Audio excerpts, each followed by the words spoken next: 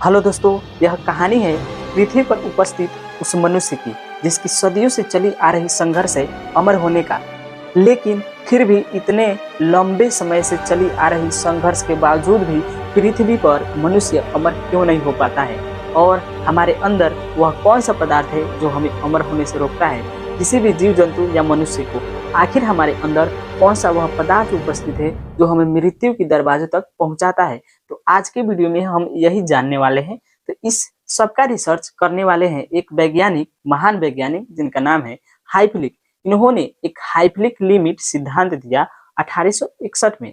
इन्होंने बताया कि मनुष्य के अंदर एक पदार्थ होता है जिसे हम जानते हैं टेलोमर, और यह वही पदार्थ है जो हर एक मनुष्य हो या जीव जंतु हो उसे मृत्यु की दरवाजों तक पहुंचाकर ही मानता है।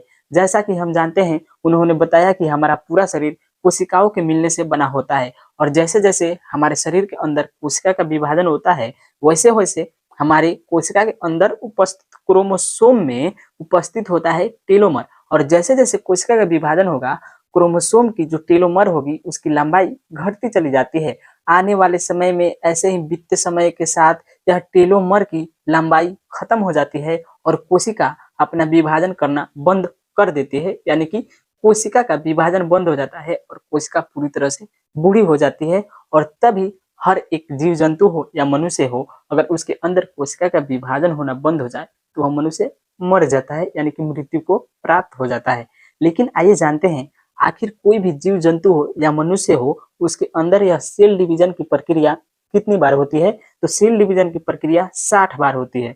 जैसा कि अगर कोई भी मनुष्य के अंदर सेल डिवीजन की प्रक्रिया 60 बार हो तो वह मनुष्य की उम्र 125 साल होगी, यानी कि वह जीव जंतु हो या मनुष्य हो वह 125 सालों तक जीवित रहेगा। तो क्या जो हमारे अंदर उपस्थित पदार्थ है टेलोमर, इसकी लंबाई बढ़ाई तो जा सकती है ताकि मनुष्य की उम्र बढ़ाई जा सके।